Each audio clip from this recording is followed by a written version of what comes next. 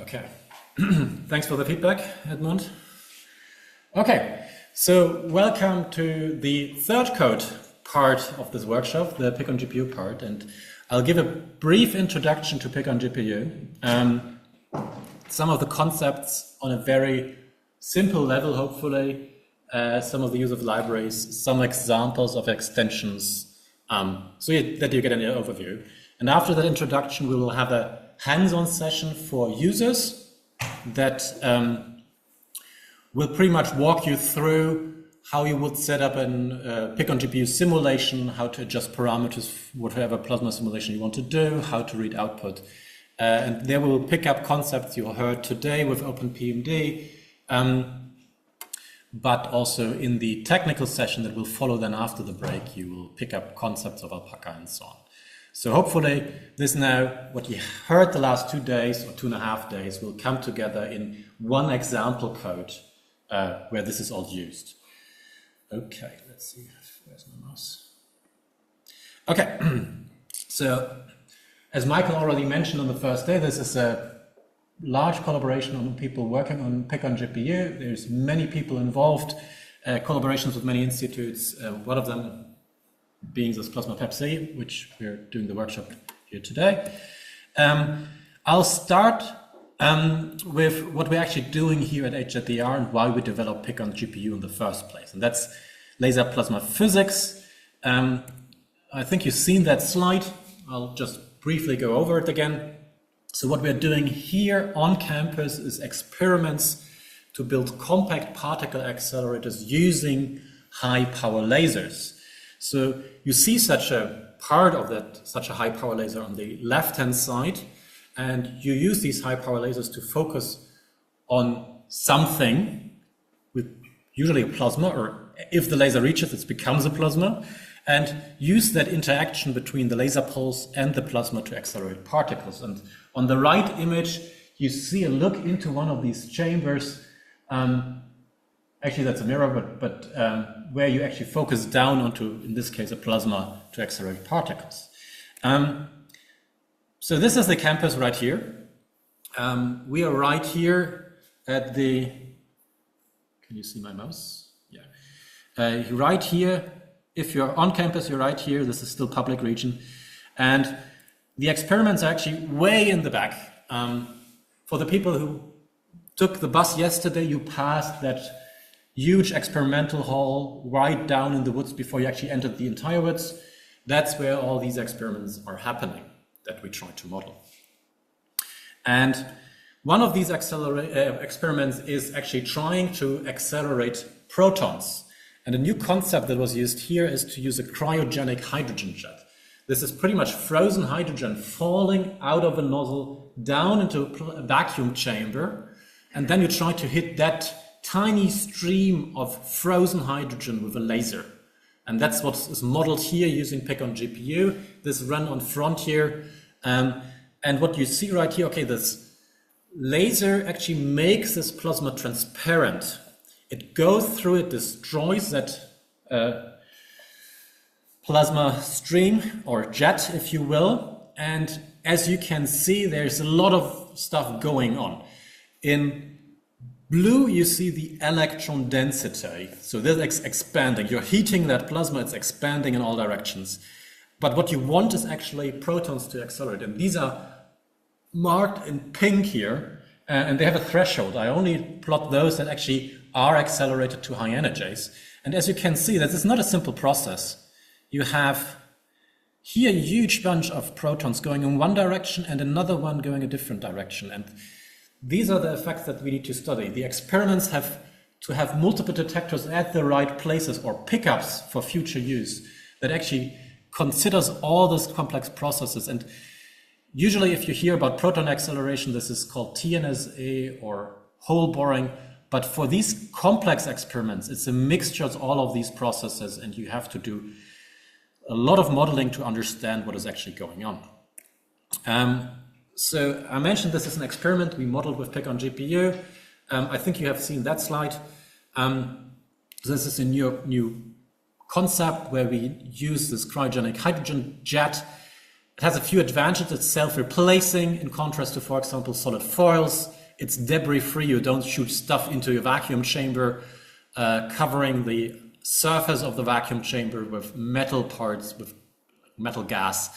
And it's a near-critical target, which is currently a very hot focus in this kind of research. And you read 80 MeV protons easily with this setup. And another advantage is also that it is easy to diagnose in contrast to other setups. Another concept, and that's more what I'm interested in, is electron acceleration. And there we don't use a cryogenic hydrogen jet, we use a gas, not a lot of density there, and we shoot a laser pulse through it. And what you see right here is a bit of a complex picture. So this yellow-red part you just saw is the laser pulse propagating through the plasma, and it pushes aside the electrons. And as you can see, these electrons then leave, but the ions remaining behind will push these electrons back, and there's oscillation behind them. And I'll try to show this with the mouse.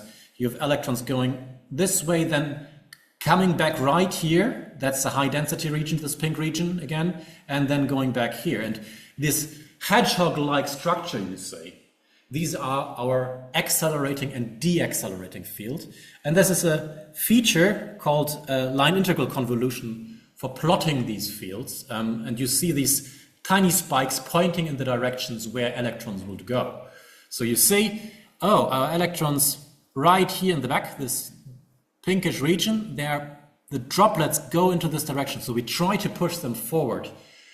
And these electrons actually become really, really fast, reaching this close to the speed of light, and are actually overtaking at some point that laser light, which is slightly propagating, slightly slower than the vacuum speed of light.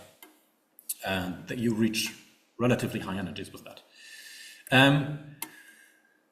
So the concept you just saw is one of the working horses here to accelerate electrons. We use, as you have seen, a short pulse laser to create a plasma wake. These electrons, then we call it surf that wake. And while surfing that plasma wake, they are getting accelerated.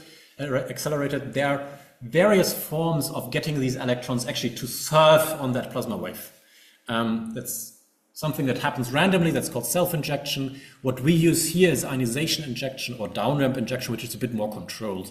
And you see here on the right-hand side a simulation example using PIConGPU of the injected electrons. So this is an ionization injection method. You see your laser intensity. At some point, it reaches the threshold for ionization. And at that point, we inject electrons and push them to, in this case, around 200 MeV. And this part here is downramp injection, which we want to get rid of later on. There are more effects that play a role here, but this has a variety of further applications. And one of these applications is to build a tabletop plasma wave field acceleration. Plasma wave field acceleration is pretty much the same thing as your laser wave field acceleration, but instead of having a laser driving your plasma wave or wake, you're using an electron bunch or an ion bunch. Usually these facilities are really large. So SLAC in the US works on this, and the CERN with the WAKE project works on that as well. So usually you need to get your driver, you need a kilometer-sized accelerator. And here we were the first to actually build this using a first stage LWFA to get an electron bunch. You can see this right here. Then block that electron bunch and the laser, and then use the electron bunch to continue driving a wake field using electrons as driver. And this has a few advantages.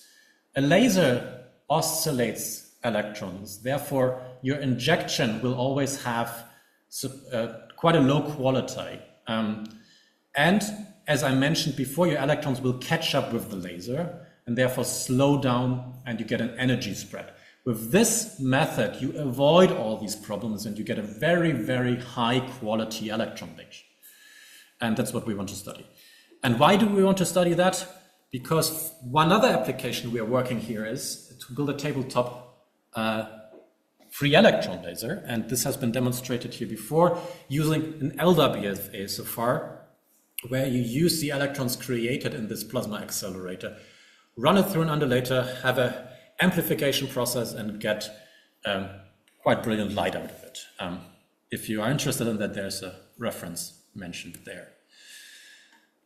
Despite plasma accelerators, we also have been looking into astrophysical processes. And what you see right here is the so-called Kelvin-Helmholtz instability, which occurs in interstellar jets if that ultra-fast jets shears on the surrounding plasma, creating vortices of plasma interaction that radiate a lot. And what you have seen right here in this video is particles, and the particles are marked with their change in momentum, which is proportional to the radiation they occur. Okay, that's a bit far.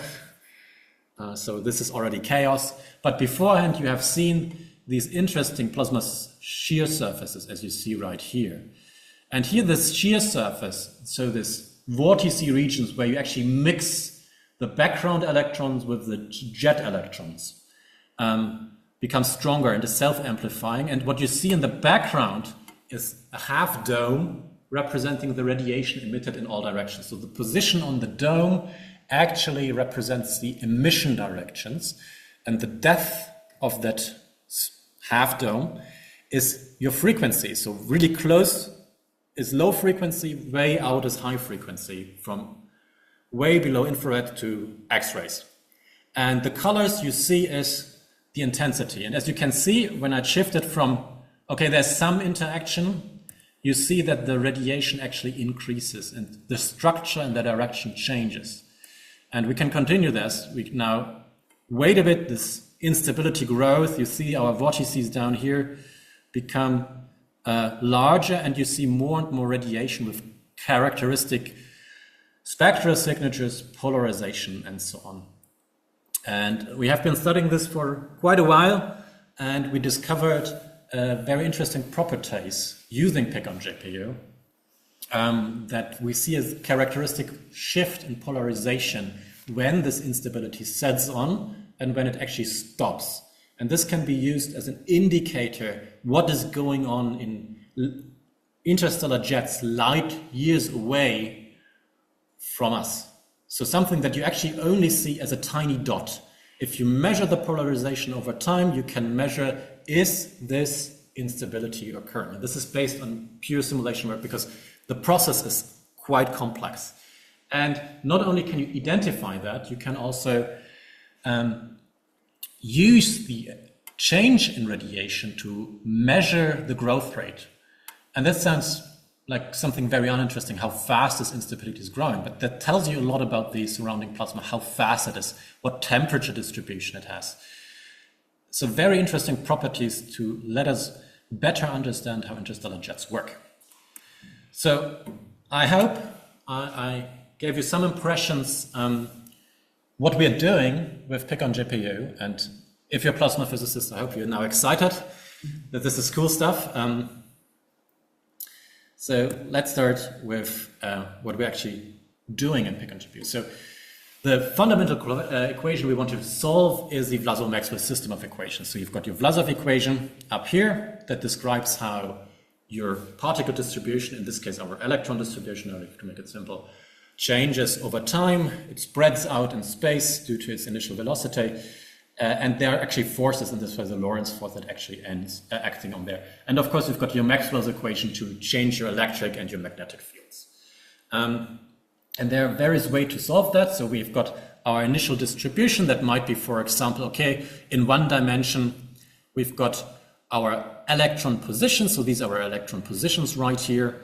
And this is their momentum distribution. And you see, we describe them as single position in this two-dimensional space, each particle being right there at its position and its momentum. And a common way to describe that distribution function is to actually have it as a kind of a probability distribution. So we've got our continuous equation there, we've got our Lorentz force, and if you look at the Maxwell's equation, we see time changes. And this becomes important for how we do this in particle cell method, how we solve particle plasma dynamics in particle and cell simulations. But particle and cell simulations are not the only way to do that, to solve these plasma dynamics. One way is molecular dynamics, where you actually take every particle into account, compute the forces between every particle. That's a lot of computation. Solve that, update your positions, your momentum, and do this entire thing again. But as you can imagine, this is like every particle has to read every other particle, determine their position. Okay, you can have it because it's a symmetric force, but it's a lot of work, and this only works for relatively small examples. So one common solution is not to do every particle interaction with each other, but to have an average approximation that's called magnetohydrodynamics, where you actually work with average fields, have your derived equation that, like, say, okay, it's a temperature, so it's going to spread out, there's going to be a force, so we'll have a change in momentum locally, but this has a disadvantage. If one position is not like describable by a single value and a spread, you have to add multiple species, or you have to work around that. And if you have nonlinear complex dynamics, this will not solve it. It will stop at being able to solve that. So this is the case you're usually working with magnetohydrodynamics. With PIC, you follow a different approach. Instead of dealing with all particles, we collect them locally, say, okay, we've got a distribution of particles in that three-dimensional spatial space, but also in the three-dimensional momentum space. And they don't interact with each other. We actually solve the Maxwell's equation, as I mentioned initially, in the background, and they interact with these fields only. So this is a so-called mean field theory. And with that, you can do a lot of stuff. And of course, you can try to solve the Vlasov equation initially, which I showed you, which usually ends up to being only possible for very reduced dimensions. Okay, but we're speaking about PIC codes, and let's come back to what PIC code actually does. So on the right-hand side, you see my tiny slab of plasma, and there are green protons and red electrons. And these charged particles, they are freely moving. And yeah, due to electric fields, and these fields actually act, as I mentioned before, on these fields, on these particles, change their position, but these freely moving charges again create currents, which again, if you remember the Maxwell's equation, changes your electric and magnetic field. So if I go back, we've got freely moving charges generating electromagnetic fields. For that, we need Maxwell's equation, and then these fields cause forces to act on the charged particles. And for that, we use the Lorentz force. So that's pretty much all we need to build a plasma PIC code. So how do we solve the Maxwell's equation? First of all, we use a finite difference time domain method. Common algorithm here is a quite old algorithm, the so-called Yi solver. It defines a Yi grid, which is a staggered grid where all your electric and magnetic field components are set in specific positions on that cell to actually make your derivatives quite efficient. So this is one example for 2D. You've got your electric fields on the edges and the magnetic fields on the center. This is, of course, a single cell is not interesting. We need many, many cells to actually model larger volumes, and this is how you would do that. Then solving the Maxwell's equation is just a stencil code. You see an example of these stencils here, of the Yi stencil on the left-hand side, but there are better methods like the Lear method, which involves some numerical artifacts, the arbitrary order finite difference time domain method, I think I missed a T there, or the CKC solver. They are spectral solvers. They all come with their advantages and disadvantages. And surprisingly, this very old Yi algorithm is still commonly used. And what is also important, the interaction with the current, so the particle contribution is highly important. On the one hand side numerically, but also algorithmically and from the speed of your code, as we'll cover later on. So right here you see our common way to define this algorithm, and we'll go stepwise through it. So on the one hand side, we've got our cell. We have simplified our field somewhere on that grid, on this cell, and we've got our freely moving particles. So first of all, we need a larger volume because a single cell is very uninteresting and we have multiple cells. And we'll start with computing the forces onto these particles. So we interpolate the electric and magnetic fields that these particles see, and then use the Lorentz force to compute the force acting on these particles. Based on that force, we actually integrate the equation of motion. Doesn't do anything? No, it doesn't. And push these particles. So they're changing their momentum and their position for a single time step. But now we had moving charged particles, and these moving charged particles create an electric current. It's something we have to compute. So this electric current, after we computed that, has to be integrated in our field solver stencil. So in order to update the electric field, we have to consider the current. And based on the current and the original, so previous electric and magnetic fields, we update our field values. And that's one time step. And after we've done that, we can repeat that, do another time step, do another time step, do another time step. As mentioned, one complete cycle corresponds to one time step. If we repeat these cycles, we are allowed to simulate for longer time durations. And as you already see, these are only local operations. And as you have learned in the last few days, we're also with the thermal or heat equation solver, this can be parallelized quite easily because in the end we just need local neighbors. Okay, so for now our largest simulation we've seen in this PowerPoint slide was 4 cells. That's a bit small. And sadly, the reality is a bit more complex. Real experiments need really, really large simulations. On the one hand side, to avoid numerical artifacts, to see all the dynamics, you need ultra high resolution. Sometimes you're lucky and you can simplify your problem to be 2D or 2D rotationally, sometimes even 1D, but that's not commonly the case. All the examples you have seen have a 3D geometry. So you cannot simplify that. And 3D becomes expensive. A lot of these simulations need a very high time resolution, but also a long time duration. Therefore, your simulation requires quite a long time or a lot of iteration. And as you have seen with Franz's example that he just downloaded a tiny LWFA example today, which is already quite big, the data you produce and you want to analyze as a physicist later on is huge. And additionally, that's the last point I want to mention, is you need also complex models.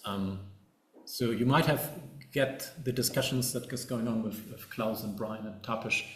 They add a complex model to a new setup, and these models, despite the PIC code, also are expensive and need a lot of computation. And what you see right here is again our cryogenic hydrogen jet. You can see there's no symmetry. This laser coming at an angle, there's some modulations on the jet.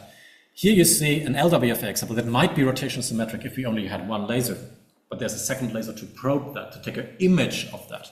And here you see a very complex setup using 2 lasers interfering with each other, the so-called tweak setup. And again, I want to motivate that there are options to simplify, but reality usually doesn't allow you to do that. So let's come back. How do we do that efficiently? And I mentioned this is very trivial. It's all local operations. So we can split up our simulation volume, as you can see here, into discrete regional parts. This is not now on an alpaca level. This is on an MPI level, pushing larger volumes onto compute nodes. Hopefully there are some GPUs to make then local distributions again and accelerate this further onto this tiny regions. But for now, let's keep on this global memory. This is a global view. And with that, you can simply distribute that. Assuming this is now our PIC simulation, you see, okay, there's some particles, there's some fields, and we have distributed them, but there's a gap. And of course, this gap needs to be communicated. As you have seen in the alpaca example of the thermal example, this is now again alpaca, but this is of course true if you're distributed onto the multiple nodes. You need a halo, I think it was called in the thermal example, that needs to be communicated. And you need to do this communication efficiently to actually deal with that. So before we dive a bit into how we do this, you have been dealing with Alpaca before, and you can offload to different backends. We've been talking about OpenPMD as output. There's Boost also used, and the main abstraction layer that you haven't been covered yet, and that perhaps will be covered in the next session, is PMAC, which uses Alpaca, describes data distributions, and also handle the communication. So from my point, I'm coming from up here as a physicist. I don't care for all this technical detail. There is a library provided that is directly geared for having particle mesh codes efficiently distributed onto GPU or accelerators and also between nodes. And just remember our PIC cycle. So we have to step through force calculation, particle pushes, current deposition, field evolution. So let's start with computing the fields.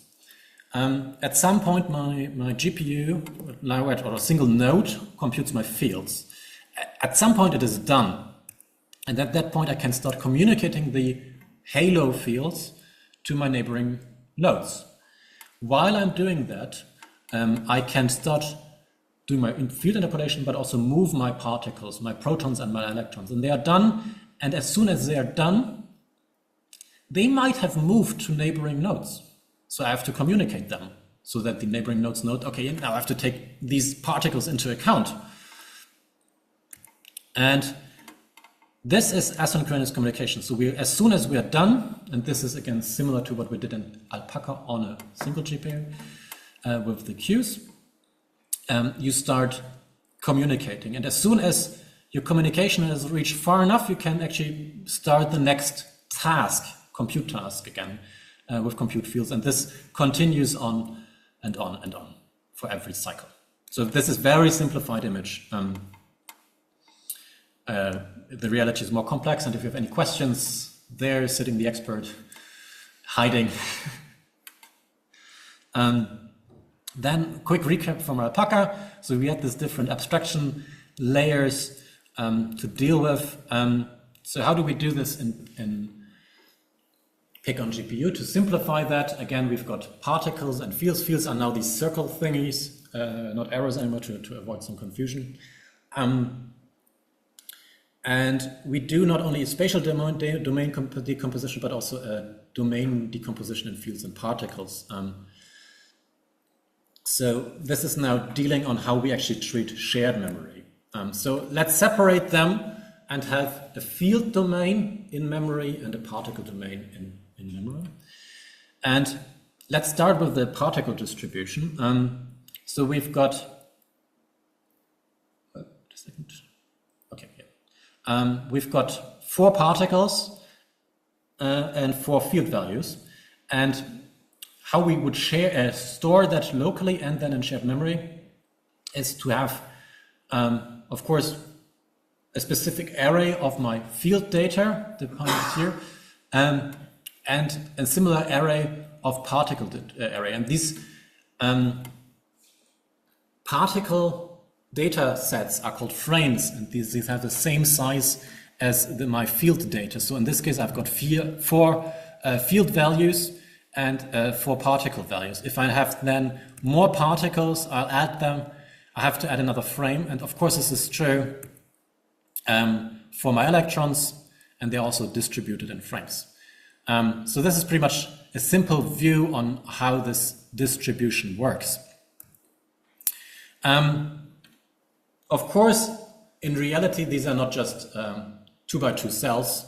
They're much larger. And you can actually adjust this value in PIConGPU depending on your hardware that you're choosing, and to see whether you get some optimization. And we now load these chunks into shared memory to efficiently traverse either the local field data or the local particle data. And as mentioned down there, this is in shared memory for communication and register for everything else. So let's have a simple look at that cell-wise threading. So our distribution is every cell is worked on by a single thread. This is similar to the alpaca example of the thermal or the heat equation. So thread 1 will deal with cell number 1 or field value number 1. And now if we're going through our shared memory frame of particles, this has to read in 2 particles. But this can be done efficiently because this is now in shared memory. And this is, if we step through that, we continue with the thread number 2, will deal with field number 2. It will find it's this particle right here that is associated with its cell and can work on that. But by not going into the global memory, you can handle this task, or for example, in this case, like the current distribution quite efficiently. Yeah, please skip through that. And of course, the same is true inversely. So for example, if I want to interpolate the forces acting on my particles, I will do a particle-wise threading. So thread number 1 deals with particle 1. We simplify this now. So in our case, that would just read cell number 1. But of course, if I, for example, have to interpolate a bit, I have to read a bit more. But there, the advantage of shared memory comes into again. We just have to read local error that is already in shared memory data. Okay, and this step through that. So this was a very, very brief and short view on how we deal with shared memory.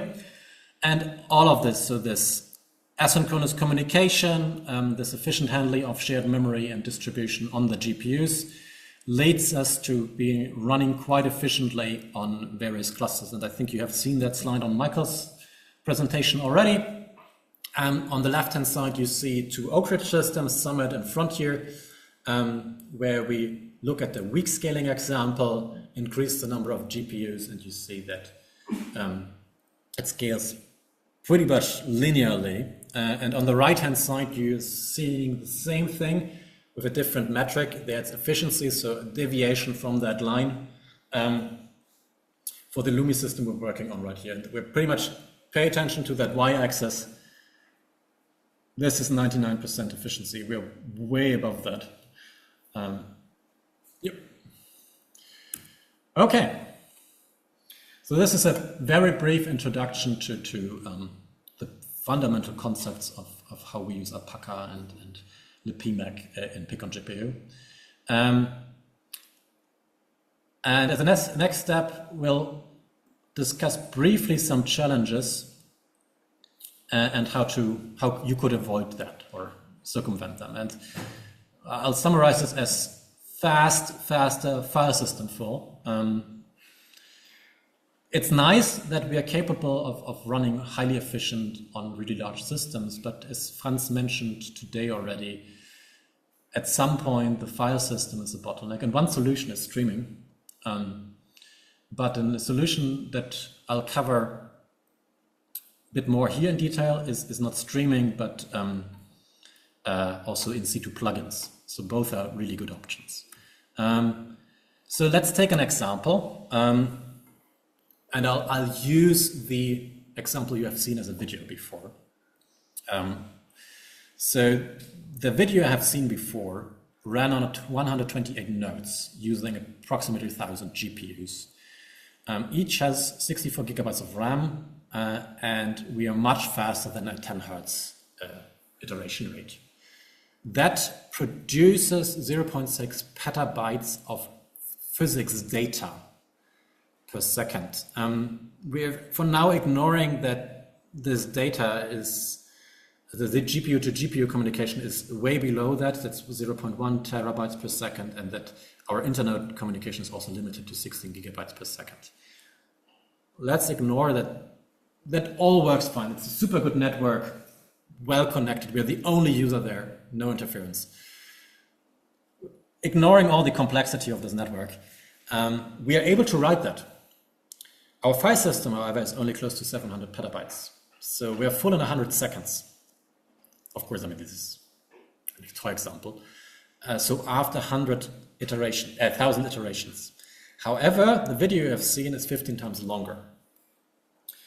So what do we have here? We've got PIConGPU on the one hand, producing a lot of data. And as Franz mentioned a couple of times, our file system trying to handle that. Of course, such a visualization you have seen right here cannot be done in post-processing. And for that, we used one so-called in situ plugin. It's called ISAC. But we also do this for physics-relevant data analysis. So not only for pretty pictures.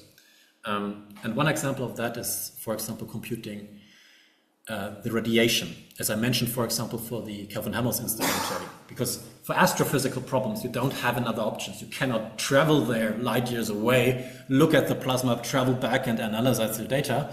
You have to deal with the light that reaches you. So that's the only way to actually study that. And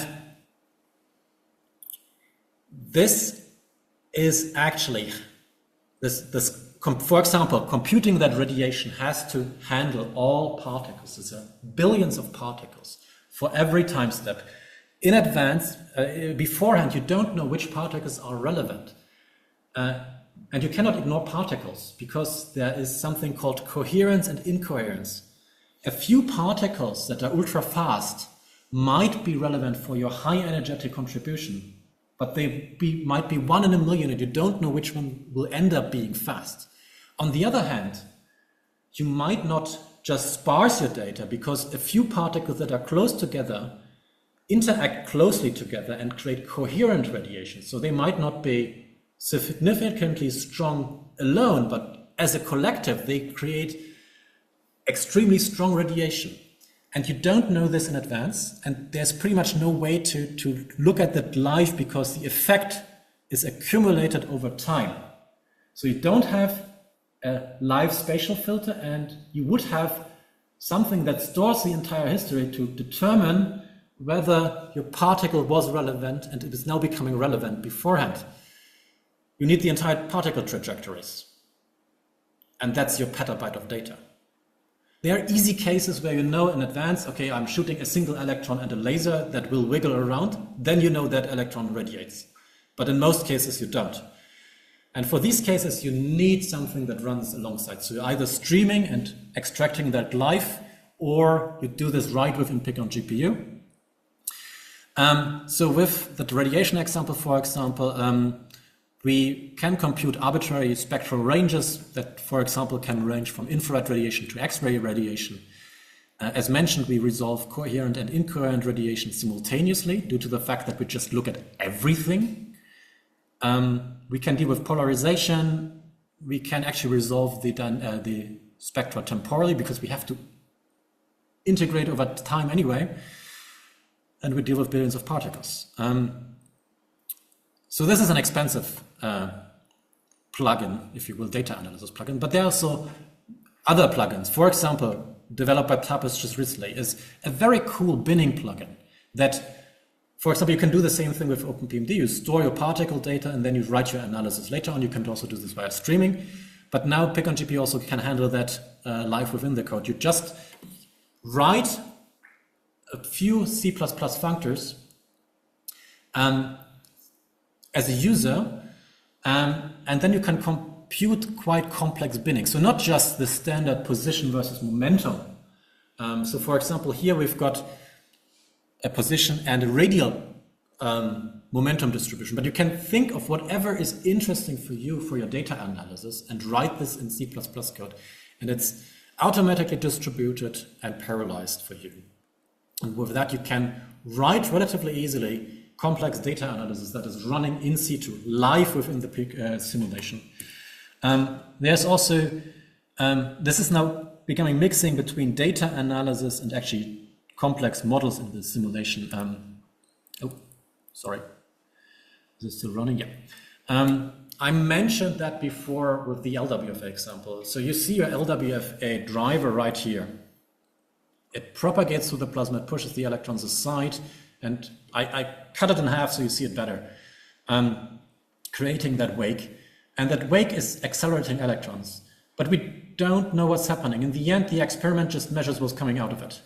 And a cool experimental method is to shoot a second laser through that plasma and take a picture of it. like a flash photograph. So your probe pulse propagates here. So this is pure modeling. And then you extract that probe pulse information over time, do some complex mathematical magics, Fourier optics, and so on, and then you get the image that you actually observe also in experiments. And the interesting part is these images are not simple representations of your plasma, they are complex. This plasma wake is moving close to the speed of light, while your flash has a finite length, has some propagation properties. So they're not perfectly parallel, they actually focus in and focus out. So you have some smearing effect, and these smearing effects are essential to understand what is going on there. And this is also built in with a mixture of, okay, this is modeling and this is plug-in data analysis. And with that, you can actually compare simulation results up here. Oh, sorry, this is not a simulation result. This is raw images with what you would observe in experiment. And you can see that depending on how I focus and so on, these images differ. But experimentalists use them as they are to think this is how the plasma looks like. So we have to be careful with that, and these tools help tremendously understanding this process better. Yeah, just to recap, this shadowgram plugin, it models the full probe-laser plasma interaction. It automatically performs, as mentioned, this Fourier optics and predicts the experimental image, and it's ideally suited to compare to experiment. Another thing is binary collision. So this is now a full model. So this is not a plugin anymore. This is an addition to PIConGPU that actually takes into account this and breaks at mean field approximation, where we say, okay, particles never interact with other particles, they interact via fields, and that's how we can efficiently compute that. At some point, you need to consider collisions as well. So locally, you'll find pairs of particles that might collide, you compute a collision probability, and then you make some Monte Carlo simulations on how they scatter. Actually, that's a bit more complicated because there are many more collisions than you actually resolve. So what we do in PIC is we actually have an average angle collision effect with a so-called rejection method. And what you see right here is a code comparison right here in this plot between PIConGPU and Smiley, and they pretty well agree in their prediction. And then there's also even further complex models that have been added to PIConGPU, and that one is, for example, the non-thermal atomic transitions, which is useful for future ion acceleration experiments and for fusion research. I'll just briefly go over that. If you're interested in this kind of stuff, Brian is sitting here in the audience and you can ask him.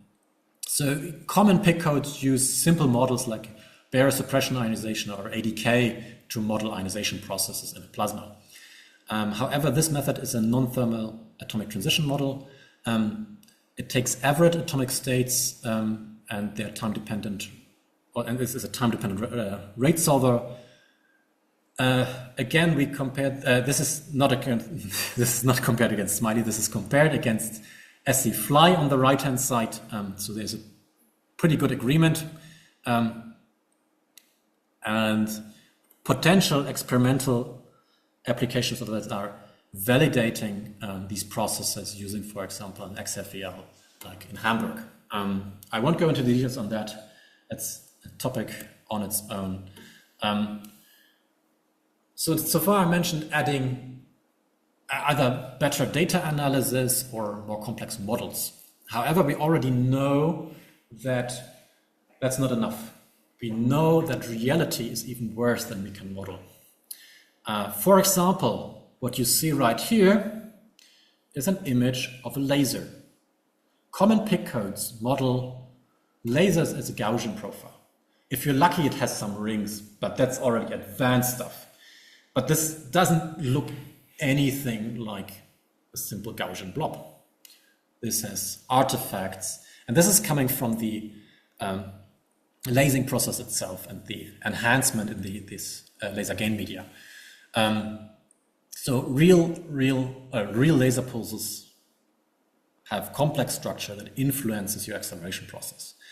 And what a student in our group just recently added is to take experimental measurements as an example. You can also write your theory on that and use that. Real laser pulses from a so-called inside measurement, as you can, this is an example of an inside measurement. Convert this to a temporal laser profile, and then using OpenPMD to input this live into PIConGPU. So OpenPMD is now not only our output format, but also an input format for very complex laser distributions. And with that, you can finally model this crappy laser that is used in experiments and see the effects of that. And this is highly important. So I'm making this a bit of funny thing that the lasers are not ideal, but this has significant influence and effects that are hard to study, and you have to understand, is this important for experiments? Do we need to fix that? Or is this not influencing our performance? So this is important. And this is the same image again for time. So now you have seen, okay, despite modeling the standard PIC cycle you have seen before with force computation, particle pushes, current updates, field evolution, there are plugins, there are extensions. So this is way too simplified. And thanks to Julian for providing these slides. He now made an update to our PIC cycle, and you can see this is a bit more complex. So let's see. So we start right here. We might have to adjust the moving window. So for example, the LWFA examples you've seen before, they are propagating with the speed of light. I cannot build a box that is 3, 5, 10 millimeters long. So I follow along. This is my moving window. So we have to decide on that. Then first step is we actually do our analysis on, for example, the first step, but let's do that. So for example, we can start doing radiation calculations. We can do these multidimensional binning I talked about, shadowgraphy analysis, many more. I mean, these are just examples. There are a lot of plugins, and you can look at the documentation to see more. Then there might be additional stages, like the collision stuff I mentioned, but there's also additional extensions like ionizations, BSI, ADK, atomic physics, as I mentioned, synchrotron radiation I didn't cover, so this is a QED-based model for actually modeling high energetic particles. So there's my mouse.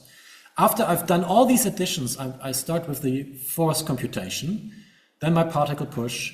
I might have to reorganize my particles because now particles moved outside specific regions.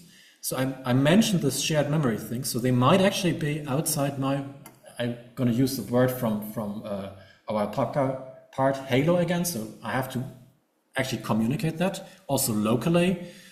Then there's an option to actually add field backgrounds. So you're not only having the field solver inside PIConGPU, you can also add field backgrounds like a constant magnetic field background, some more complex stuff. Then you're actually doing the first half of the B field update, your E field update. Then you're actually computing the current background. You can have a current background. Then you're computing your current. So this is a particle to field operation. Then you're doing your second part of the electric field update. Then the second half of your magnetic field update. And then you have to consider moving your particles again. And then your moving window again. And then you repeat that cycle over and over and over again. So again, we're at this PIC cycle, but now a bit more complex. Okay. So this is a gather operation. So you have to gather local field data, and then you do a local write. You're iterating here over the particles, as I tried to show you with this simple animated thing that particle operations use threads per particle. And this force interpolation and particle push takes about 20% of our runtime. Then you have to reorganize this, and that might take also 20% of your runtime. Especially, and ask René for details on that, or Julian, since this is kind of a random access. Then we've got our field updates without the current. So this is half B field, full E field. So field updates are an operation that is cell-wise, of course. My cell just takes its value and its local neighbors, so it's a stencil operation, if you will. Do the derivatives and update my local field. Done. And that takes about 1 to 2% of the full runtime. And now we're coming to the expensive part, if we're ignoring plugins. The current computation means I have a particle, and that particle might be anywhere in my supercell.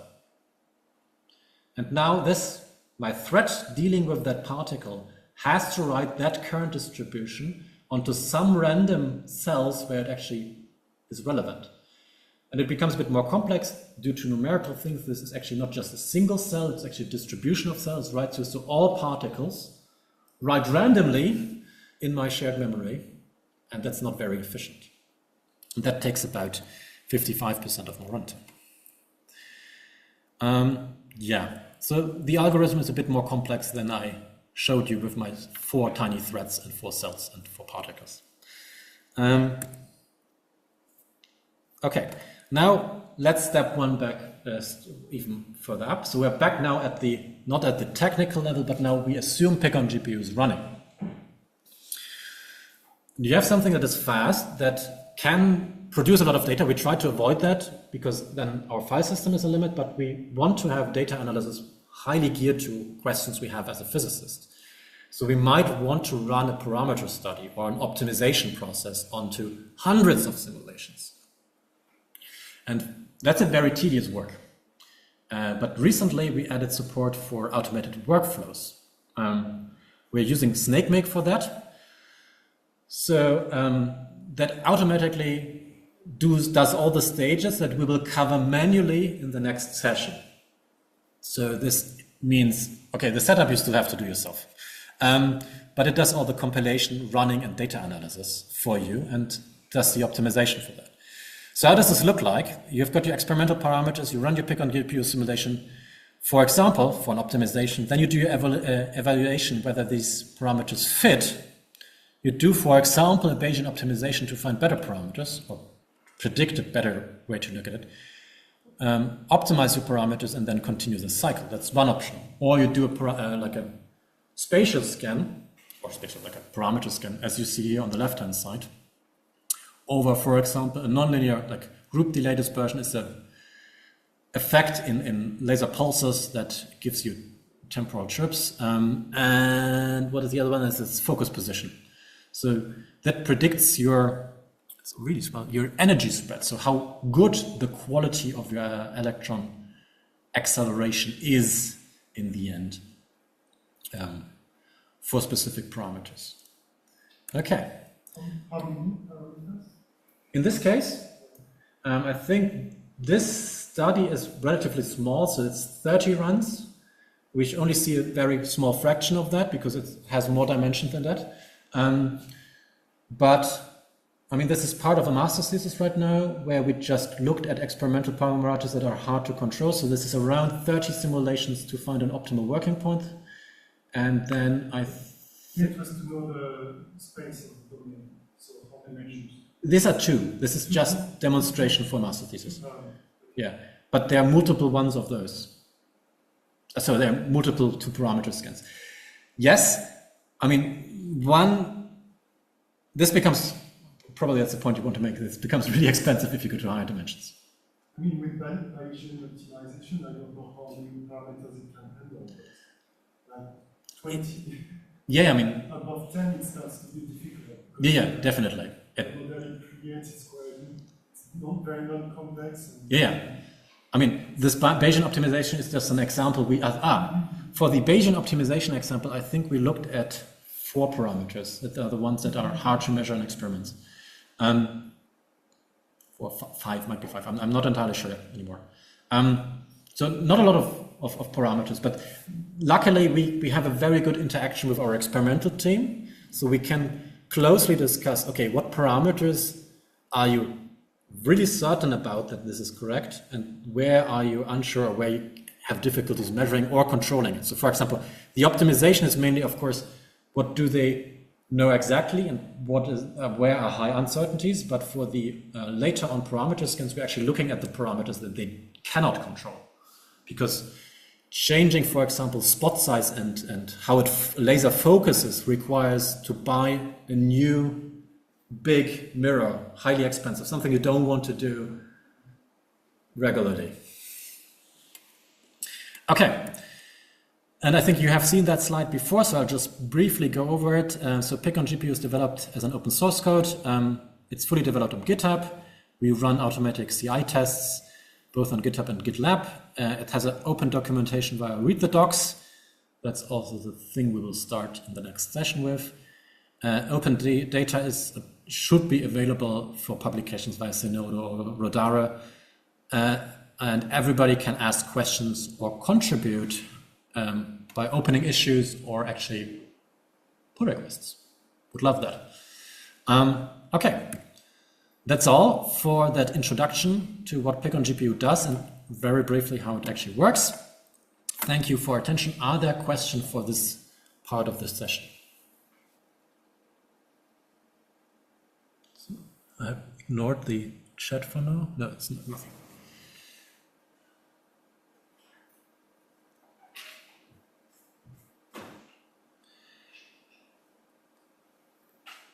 Okay, no question. That's good.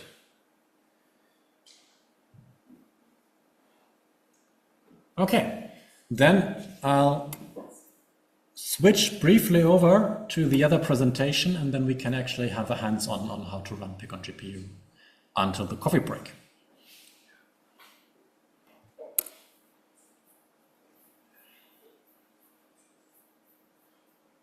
Where is my mouse?